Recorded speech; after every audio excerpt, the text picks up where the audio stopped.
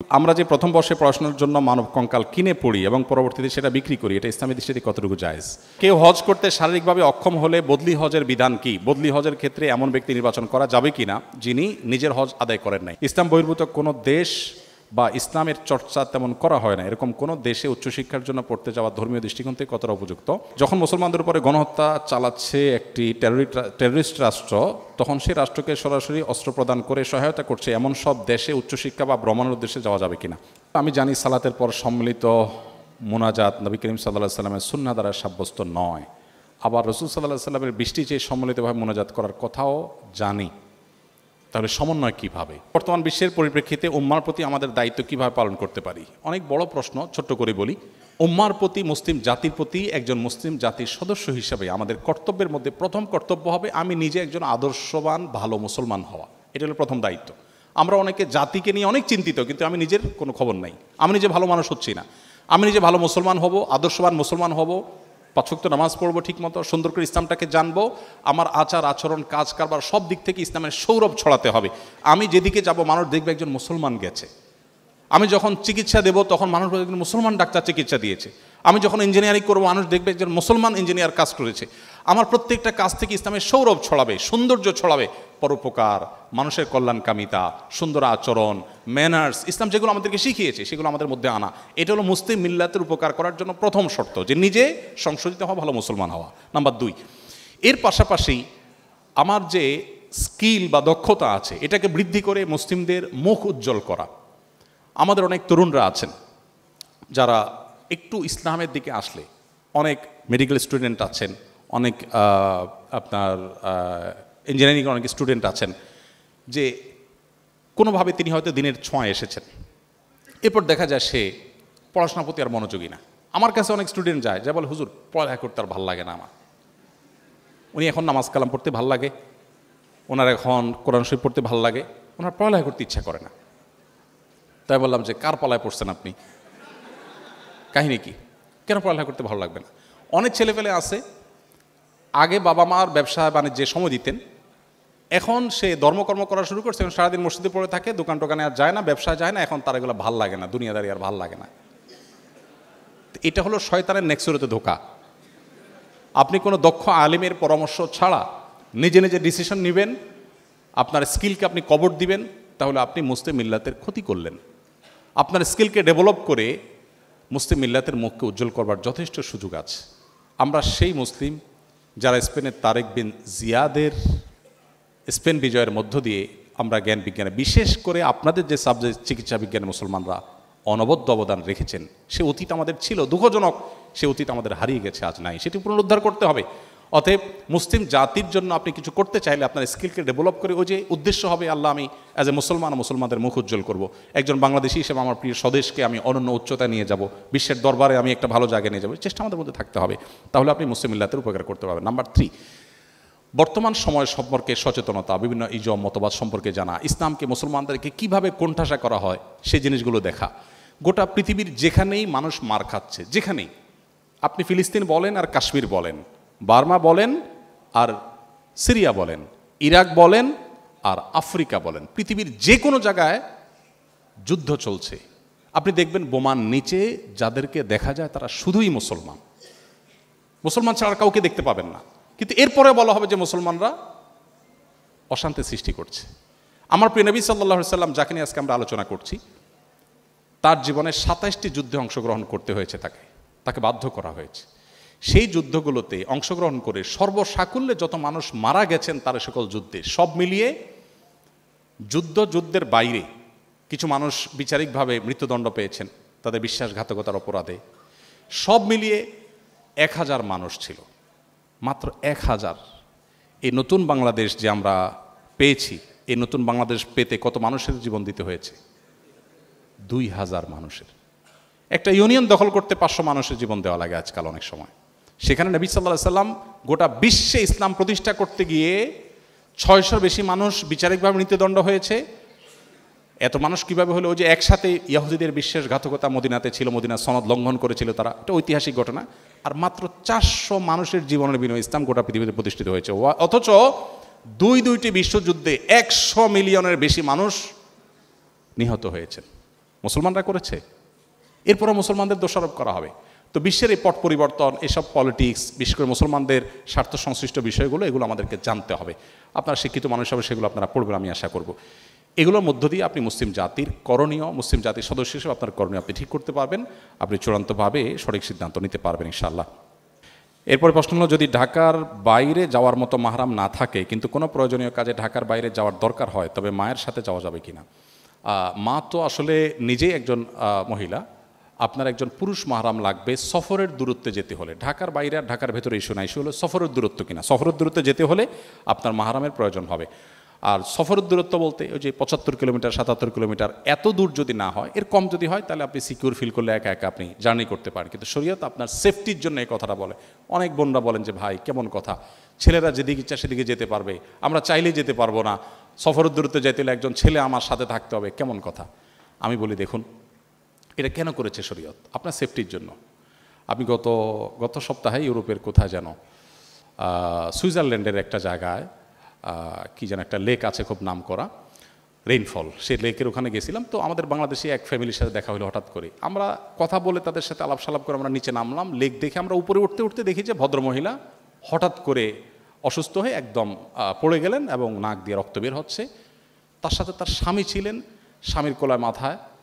আমরা ডাক্তার ডেকে আনলাম, অ্যাম্বুলেন্স ডেকে আনলাম, তিনি তাকে সেবা দিলেন। আমি তখন চিন্তা করলাম, এই ভদ্রমহিলা যদি একাকী থাকতেন, তার সাথে তার হাজবেন্ড না থাকতেন বা একজন পুরুষ মানুষ না থাকতেন, তো আজকে তার জন্য বিষয়টা কত জটিল হতো। একজন নারী তার সেফটির জন্য, তার নিরাপত্তার জন্য মাহরাম সাথে থাকার কথা শরীয়ত বলেছে। এখন যদি বলেন যে না, শরীয়ত তো আমাকে কোণঠাসা করে রেখেছে, তাহলে এটা ভুল ধারণা হবে। বোন আমার, আমাদের যারা যখন প্রেসিডেন্ট হিসেবে, মহামান্য প্রেসিডেন্ট হিসেবে দায়িত্ব পালন করেন, আমাদের প্রেসিডেন্টের থাকা অবস্থায়, প্রেসিডেন্টের দায়িত্ব পালন করা অবস্থায় কোনো প্রেসিডেন্ট যদি বলেন যে কতদিন হইল একটু কারণ বাজারে যায় মন মতো বাজার করি না, তার সাথে তার সেফটিতে দায়িত্বে থাকা মানুষদেরকে যদি বলা যে সব সরে যাও, আমাকে একটু একটা দিয়ে একটু মন মতো একটু ঢাকার লোকাল বাসে উঠতে দাও, কি বলেন? তাকে কি দেওয়া হবে? কোনোদিন দেওয়া হবে না। বলে স্যার আপনার এই কথা মানা যাবে না স্যার, রাষ্ট্রের প্রয়োজনে আপনাকে নিরাপত্তা দিতে হবে। এখন উনি যদি মনে করেন যে এটা কেমন অবিচার, কই তাদের তো যাইতে কারোর সমস্যা হয় না, আমাকে কেন বাধা দিবা? এটা কোনো যৌক্তিক প্রশ্ন হতে পারে না। ঠিক একইভাবে আমাদের বোনদের এই মাহরামের বিষয়টা আমাদেরকে বুঝতে হবে। এরপরে প্রশ্ন হলো, আমি জানি সালাতের পর সম্মিলিত মোনাজাত নবী করিম সাল্লাল্লাহু আলাইহি সাল্লামের সুন্নাহ দ্বারা সাব্যস্ত নয়, আবার রাসূল সাল্লাল্লাহু আলাইহি সাল্লামের বৃষ্টি চেয়ে সম্মিলিতভাবে মোনাজাত করার কথাও জানি, তাহলে সমন্বয় কীভাবে? খুব দরকারি প্রশ্ন। আমি একবার ঢাকায় বৃষ্টি হচ্ছিল না গেল বছর, তার আগের বছর, তখন আমাদের ফাউন্ডেশন অফিসের পাশে আফতাবনগরে আমরা বৃষ্টি প্রার্থনার নামাজ পড়েছি। তখন অনেকে প্রশ্ন তুলেছেন, এই হুজুর বলে নামাজের পরে সম্মিলিত মোনাজাত সুন্নাহ দ্বারা সাব্যস্ত না, আবার একই হুজুর বৃষ্টি প্রার্থনার পরে হাত তুলে সবাই নিয়ে মোনাজাত করলো, কেমনে কি একই মতো দুই কথা কেমনে হলো? তো ব্যাপারটা কেমন হয়ে গেল? আপনারা যেহেতু ডাক্তার মানুষ, আপনাদেরটা দিয়ে উদাহরণ দেই। আপনি রোগীকে বলে দিলেন, ভাই আপনি রাতে কিন্তু কিছু খাবেন না, রাতে কিছু খাবেন না। ও রুগী দুপুরে খেয়ে আসছে, আপনি যে বলেন যে আপনারা রাতে খাইতে নিষেধ করছে, আপনি দুপুরে কেন খাইলেন?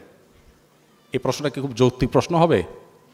আপনি নিষেধ করেছেন রাত্রে খেতে, আমি খেয়েছি দুপুরে, আপনি যদি আমাকে বলেন যে আপনাকে না খেতে নিষেধ করেছি, আপনি কেন খেলেন? এই প্রশ্নটা যেরকম অযৌক্তিক হবে। নবী সাল্লাল্লাহু আলাইহি সাল্লাম 5 ওয়াক্ত নামাজের পর বিভিন্ন মাসনুন দোয়া জিকির পড়তেন, সেটা আমরা সুন্নাহ মনে করি। কেউ আল্লাহর কাছে কিছু চাইলে নামাজের পরে তিনি চাইতে পারেন, সেটারও সুযোগ আছে, নামাজের পরে দোয়া কবুল হয়, সেটা নিষেধ না। কিন্তু এটাকে যদি পার্ট অফ সালাহ বানিয়ে নেওয়া হয়, যে সবাই মিলে আমরা একসাথে মোনাজাত করব, মোনাজাত না করলে হুজুরের চাকরি থাকবে না, এই ট্র্যাডিশনাল দোয়া যদি আমরা বানিয়ে নেই, এটাকে নামাজের অংশ যদি বানিয়ে নেই, তাহলে সেটা বিদআত হবে, সেটা সুন্নাহ দ্বারা সাব্যস্ত হবে না। এটা নামাজের কথা। কিন্তু বৃষ্টি প্রার্থনার ক্ষেত্রে নবী সাল্লাল্লাহু আলাইহি সাল্লাম সবাইকে নিয়ে সম্মিলিত দোয়া করেছেন, বিধায় এ জায়গায় করেন নাই, ওই জায়গায় কেন করেছেন? এই প্রশ্নটা একেবারেই অমূলক একটি প্রশ্ন, এবং দুইটাকে একসাথ করে ফেলাটা একেবারে অযৌক্তিক। দুই জিনিস এবং দুই জায়গা। নবী সাল্লাল্লাহু আলাইহি সাল্লাম যেখানে যেটা করতে বলেছেন সেখানে সেটা করা, যেখানে তিনি করেছেন সেখানে আমি করব, যেখানে তার দ্বারা করাটা সাব্যস্ত হয়নি। 10 বছরে নবী সাল্লাল্লাহু আলাইহি সাল্লাম মদিনায় 5 ওয়াক্ত নামাজের যে ইমামতি করেছেন, সেটা হিসাব করলে সম্ভবত 18,000 ওয়াক্ত হয়, আমি যদি ভুল না বলে থাকি। এই 18,000 ওয়াক্ত তিনি ইমামতি করেছেন। তারপরে 30 বছর ধরে 4 খলিফা ইমামতি করেছেন। এই যে 30 বছর করেছেন, তারও 3 18 যুক্ত করেন, তাহলে কয় যুগ হলো? এত যুগে নামাজের পর সাহাবীদেরকে সাথে নিয়ে তিনি যদি আমাদের মতো এরকম ট্র্যাডিশনাল মোনাজাতে অভ্যস্ত থাকতেন, কি পরিমাণ হাদিসে সেটার বর্ণনা আসতো সেটা বলার অপেক্ষা রাখেন। অথচ আপনি সালাত সংক্রান্ত ইসলাম ফাউন্ডেশন থেকে অনুবাদ হওয়া বইগুলো নেন, হাদিসের গ্রন্থগুলো খোলেন, কোথাও এটা দেখতে পাবেন না। নামাজের পর কেউ যদি আল্লাহর কাছে দোয়া করে নিষিদ্ধ নয়, কে এটাকে নামাজের অংশ মনে না করলে সেটাও নিষিদ্ধ নয়। আমরা এটা আবার ভুল না বুঝে নামাজের পর দোয়া করা যাবে না, দোয়া তো অবশ্যই করা যাবে, কিন্তু এটাকে আমরা যে ট্র্যাডিশন বানিয়ে নিয়েছি এটা আসলে হাদিস এভাবে করতে বলা হয়নি। কিন্তু বৃষ্টি প্রার্থনার ক্ষেত্রে বলা হয়েছে, অতএব ওখানে বলা হলে এখানে কেন বলা হবে না, এই প্রশ্ন একেবারে অযৌক্তিক। দুই জায়গায় 22-23 বছরের একটা মেয়ে কোনো ছেলেকে পছন্দ করে বাড়ি জানানোর পর বাড়ি থেকে বলে চাকরি পেলে ওই ছেলের সাথে বিয়ে দিব। ছেলে মেয়ে এক বয়সের এবং ছেলের পড়াশোনা শেষ করে চাকরি পেতে অনেকটা সময়ই লাগবে। মেয়ে অনেকবার বাড়িতে বোঝানোর চেষ্টা করার পরও বিয়ের জন্য রাজি হয় না, বরং মেয়ের মা রাগ করে বলে নিজে নিজে বিয়ে করে নিতে। এমন পরিস্থিতিতে যদি মেয়েটা কাউকে না জানিয়ে বিয়ে করে তাহলে এটা জায়েজ হবে কি না? খুব কমন পড়ে গেছে নাকি? এত খুশি হওয়ার কারণ কি? বেশি কমন হয়ে গেছে?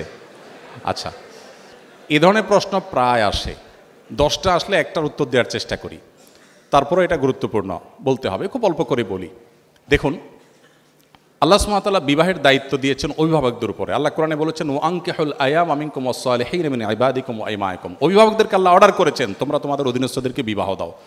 নবী সাল্লাল্লাহু আলাইহি সাল্লাম বলেছেন তোমাদের সন্তানরা যখন বিয়ের উপযুক্ত হবে, প্রাপ্তবয়স্ক হবে, তখন তাদেরকে বিয়ে দিতে দেরি করবে না। যদি করো, তারা যদি হারামের পথে পা বাড়ায় এবং সমাজে বিশৃঙ্খলা তৈরি হয়, অসুবিধা তৈরি হয়। সেদিন কোনো একটা ইউনিভার্সিটিতে এটা নিয়ে আলোচনা করার পর ভিসি মহোদয় আমাকে আলোচনার পর বললেন যে আপনাকে স্পেশাল থ্যাঙ্কস এই প্রশ্ন উত্তর দেওয়ার জন্য, কারণ প্রতিদিন এটার বিচার করা লাগে। তো আমি বলতে চাই যে নবী সাল্লাল্লাহু আলাইহি সাল্লাম বলেছেন যদি সন্তানরা বিয়ের উপযুক্ত হয়, অভিভাবকদের কর্তব্য তাদেরকে বিয়ে দেওয়া। যদি না দেয় এবং সন্তানরা যদি বিপদগামিতার পথে পা বাড়ায়, সমাজে বিশৃঙ্খলা সৃষ্টি হয়, তাহলে সেক্ষেত্রে কি হবে? তাহলে সেক্ষেত্রে যে ফিতনা, ফাসাদ, অনাচার হবে, এগুলোর দায় অভিভাবকের উপরে বর্তাবে। হারাম রিলেশন যারা করছেন, এখানে মূল প্রশ্নে যাওয়ার আগে একটা কথা বলা দরকার ছিল, সরি আমি ওখানে একটু ব্যাক করছি। সেটা হলো বিবাহের আগে ছেলে মেয়েদের মধ্যে পরস্পরকে তথাকথিত ভালোবাসা নিবেদন করার নামে, প্রেম নিবেদনের নামে বছরকে বছর যে হারাম রিলেশন থাকে, এটা ইসলাম কেন হারাম করেছে? দেখুন, ডক্টর খন্দকার আব্দুল্লাহ জাহির আল্লাহর চমৎকার একটা অ্যানালাইসিস আছে এই ব্যাপারে। স্যার বলেন যে দেখেন, একটা সাইক্লোনে, একটা ঘূর্ণিঝড়ে একটা দেশের বেশিরভাগ মানুষ মারা যেতে পারে, ওইটা আবার রিকভার করা সম্ভব। কিন্তু কোনো জাতির মধ্যে যদি একবার এই টেন্ডেন্সি আছে যে আমরা সন্তান গ্রহণ করব না, বৈবাহিক জীবন যাপন করব না, সাংসারিক জীবন যাপন করব না, এই প্রবণতা যদি কোনো জাতির মধ্যে একবার আসে, তখন মানব সভ্যতার অস্তিত্বই হুমকির মধ্যে পড়বে। কিভাবে? আজকের উন্নত পৃথিবীর যে কোনো দেশ আপনি তাকান, পশ্চিমের যে কোনো দেশের দিকে তাকান, এমনকি পূবেও তাকান, কয়দিন আগে দেখবেন কানাডা আমাদের দেশ থেকে গণহারে ভিসা দিয়ে লোক নিছে। আমি টবাক হয়ে গেছি শুনে যে ব্যাপার কি, এত বেশি লোক নিচ্ছে কেন? পরে শুনলাম যে তাদের দেশের লোকের টান পড়ছে, আমার দেশ থেকে লোক নিয়ে যাচ্ছে। আপনারা স্টুডেন্ট ভিসায় যখনই দাঁড়ান কোনো অ্যাম্বাসিতে, একটু মোটামুটি যোগ্য ছাত্র হলে আর দেরি করে না, সাথে সাথে তারা নিয়ে যাচ্ছে। ব্যাপার কি? আমি ভিজিট ভিসার জন্য গেলে আমাকে তো ভিসা এরকম দেয় না, আপনাকে তো বেশি দিচ্ছে কেন? তাদের দেশে আসলে পর্যাপ্ত লোক নেই। এখন প্রত্যেকটা উন্নত দেশে, আপনারা সবাই জানেন আমার চাইতে বেশি, প্রত্যেকটা উন্নত দেশে সন্তান হলে সরকার তার জন্য বাবা মাকে ভাতা দেয়, 2টা হলে আরও বেশি দেয়, 3টা হলে আরও বেশি দেয়, মানে সন্তান যেন হোক সরকার চায়। কিন্তু বাস্তবতা হলো তাদের দেশে এমনভাবে জেনারেশন গ্যাপ তৈরি হচ্ছে যে দেশ চালাবার মতো পর্যাপ্ত মানুষের নেই। ওই যে বিবাহকে তারা ডিনাই করেছে, বিবাহ বহির্ভূত সম্পর্ককে অ্যাপ্রিসিয়েট করেছে, তার পরিণতি তারা ভোগ করছে, আরও হয়তো চরম পরিণতি অপেক্ষা করছে। তো এই জন্য বিবাহ বহির্ভূত সম্পর্ক হালাল নয়, এখান থেকে বেরিয়ে আসতে হবে। অভিভাবকরা যদি বিবাহ না দেন তারা গুনাহগার হবেন। এখন আপনার অভিভাবকদেরকে আপনি বোঝাতে পারছেন না, কি করবেন? আমি বলবো যদি পারেন অভিভাবকদেরকে আমার অফিসে নিয়ে আসবেন। যদি আপনি আনতে পারেন আমি ইনশাআল্লাহ চাচা চাচিকে বোঝানোর চেষ্টা করব ইনশাআল্লাহ। আমি পল্টনের একটা হোটেলে গিয়েছি একটা প্রোগ্রামে, তো এক যুবক তার বাবাকে হাত ধরে নিয়ে আসছে আমার কাছে, এসে বলছে হুজুর এই আমার বাপ অনেক বলছে বিয়ে দেয় না, একটু বলেন। আমি একটু লজ্জায় পড়ে গেলাম যে কত বেহায়া ছেলে, এভাবে মুখের উপরে বলে নাকি মানুষ?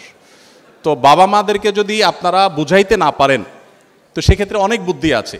সেদিন এক যুবক একটা দারুণ আইডিয়া দিল, বলল যে ভাই আর্লি ম্যারেজের যে উপকারিতা, এটা নিয়ে আপনার একটা বক্তব্য ছিল, আব্বা মাকে তো আসলে ডাইরেক্ট বলাও যায় না, তো